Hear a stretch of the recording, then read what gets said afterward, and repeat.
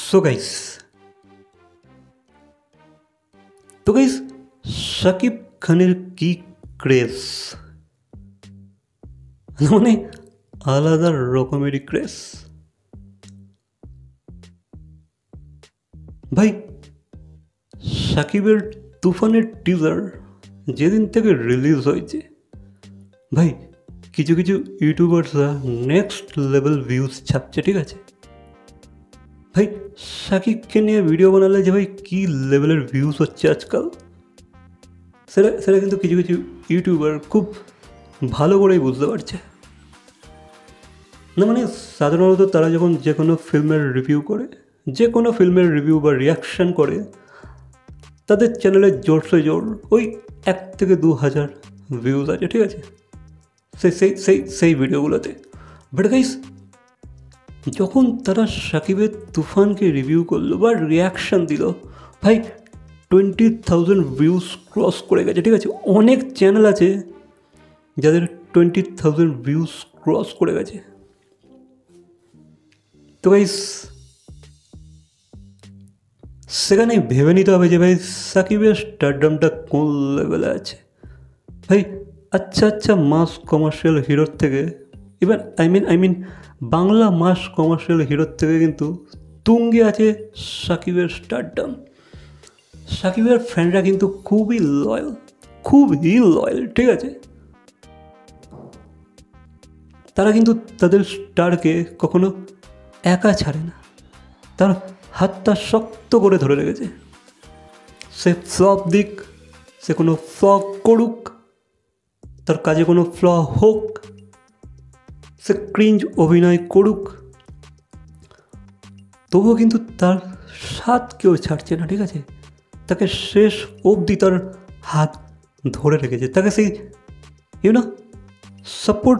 সাপোর্টটা দিয়ে রাখছে। তার সাপোর্ট সিস্টেম হয়ে দাঁড়িয়ে আছে তাদের ফ্যানরা। ভাই, এরকম লয়াল ফ্যান বেস পাওয়া কিন্তু খুবই টাফ, অন্তত আজকের দিনে দাঁড়িয়ে, ঠিক আছে। তো এবার যেটা কিন্তু শাকিব খান বেশ পেয়েছে। তো আমি কিছু কিছু ইউটিউব চ্যানেলকে চিনি বা জানি যারা শাকিবকে নিয়ে নেক্সট লেভেল ট্রোল করতো, ঠিক আছে, বা তার কাজ মোটেও পছন্দ করতো না, তাকে জাস্ট কাইন্ড অফ হেট করতে বলা যেতে পারে, ঠিক আছে। দেখো, এবার হেট করার কারণও হয়তো ছিল, কারণ শাকিব কিছু কিছু মুভিতে এমন ক্রিঞ্জ অভিনয় করেছে যেগুলো ট্রোল হওয়ার মতোই, ঠিক আছে। বাট এবার তারা আবার একটু বেশি করেই পার্সোনাল হয়ে যেত, তো সেই কারণেই বলছি যে ভাই তারা কাইন্ড অফ হেটার্স, তো তারাও কিন্তু লাভার্সে পরিণত হয়েছে। তারাও কিন্তু শাকিবের তুফানকে যে লেভেল অ্যাপ্রিসিয়েট করেছে, তারা রীতিমতো বলছে ভাই আমরা ফ্যান হয়ে গেছি। তারা রীতিমতো তাদের ভিডিওতে বলছে যে আজকের পর থেকে আমরা শাকিবের ফ্যান হয়ে গেছি। তো এটা কি খুব বড় পাওনা নয়? আমার তো মনে হয় এটা খুবই বড় পাওনা, ঠিক আছে।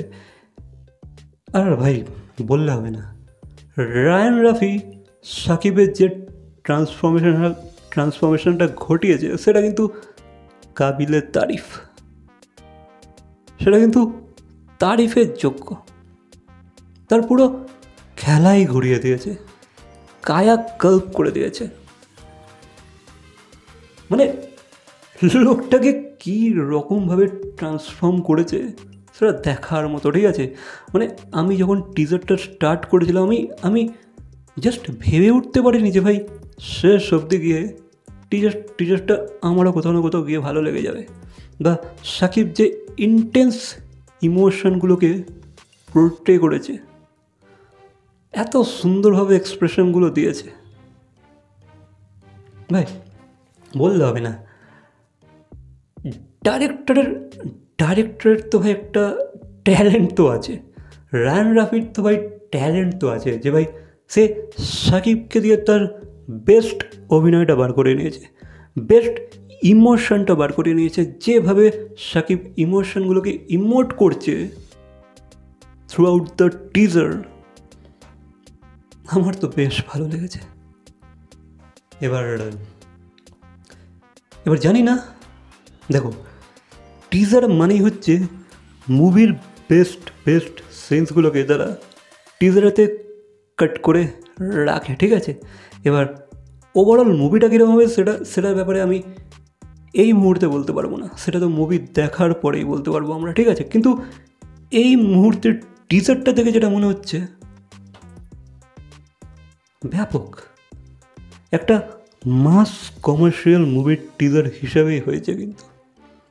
অ্যান্ড আই থিঙ্ক যে ভাই এই মুভিটা শাকিবের অন্তত বাংলাদেশে 50 কোটি পার করবে, যেহেতু তার নর্মাল ফিল্মই লাইক প্রিয়তমা পর্যন্ত 40 crores না 35 crores বিজনেস করেছিল, যতটা আমরা শুনতে পেয়েছিলাম। বাট এক্ষেত্রে আই থিঙ্ক তুফান 50 crores বিজনেসটা পার করে যাবে, এই মার্কটাকে টাচ করবে বা পার করে যাবে, ঠিক আছে। That what I think. বাকি গাইস, যখন চঞ্চল চৌধুরীর এন্ট্রি হয় না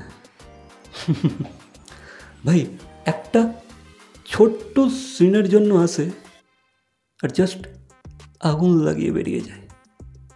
জাস্ট একটা ডায়লগ তাকে দেওয়া হয়েছে, তার কি ডায়লগ ডেলিভারি, তার কি থ্রো, ভাই নেক্সট লেভেল, ঠিক আছে। চঞ্চল চৌধুরীর সাথে যখন আমরা শাকিবের ফেস অফ দেখবো এখানে, জানি না ভাই কী হতে চলেছে, বা রায়ান রাফি তাদেরকে কীভাবে প্রেজেন্ট করতে চলেছে ওভারঅল মুভিতে, সেটা কিন্তু দেখার আছে। বাকি যতটা আমরা টিজারটা দেখতে পাচ্ছি, কাঁপিয়ে দিয়েছে, আগুন লাগিয়ে দিয়েছে। দেন গাইস, শাকিব যে সাধু ভাষাটার প্রয়োগ করছে এই মুভিটাতে, এই টিজারেতে আমরা দেখলাম যেভাবে সে সাধু ভাষাটাকে বলল, যে মনোলগটা আমরা দেখতে পেলাম ইম্প্যাক্টফুল আছে, ঠিক আছে। টিজারটার মধ্যে কিন্তু ইম্প্যাক্ট ফেলে দিয়েছে সেই মনোলগটা, শুনতে বেশ লাগছে।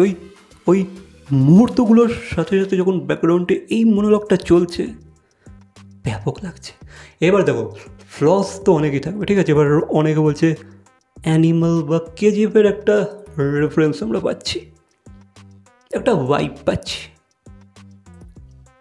এটা আমিও ডেনাই করবো না, ঠিক আছে। অবশ্যই সেই সব জিনিসগুলো মোটামুটি একটু হলেও অনেক কিছু সেরকম ভাইব কিন্তু আমরা পাচ্ছি। এবার দেখতে হবে যে ভাই স্টোরিটা কতটা ডিফারেন্ট, সেখানেই হচ্ছে রায়ান রাফি গেম খেলে দিয়ে বেরিয়ে যাবে, ঠিক আছে ভাই। দ্যাটস ইট, আমার তো ভালোই লেগেছে। এবার ফিল্মটা কেমন হবে সেটা নিয়ে আমি এই মুহূর্তে কিছু কমেন্ট পাস করতে চাইছি না, সেটা যদি আমি দেখি তো অবশ্যই I will talk about that. তো দ্যাটস ইট। বাকি এ বিষয়ে তোমাদের কী মতামত অবশ্যই কমেন্ট করে জানাবে। ভিডিওটা ভালো লাগলে লাইক, কমেন্ট, শেয়ার, সাবস্ক্রাইব। তো দেখা হচ্ছে পরবর্তী কোনো ভিডিওর সাথে। টিল দেন।